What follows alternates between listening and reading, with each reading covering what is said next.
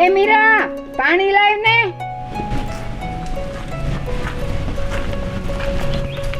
તું કેમ લાવી?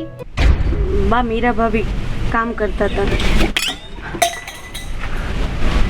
તને કેટલી વખત ના પાડીશ કે તારે મારા હારું કાંઈ નહીં લાવવાનું, ના પાણી, ના ચા, ના જમવાનું.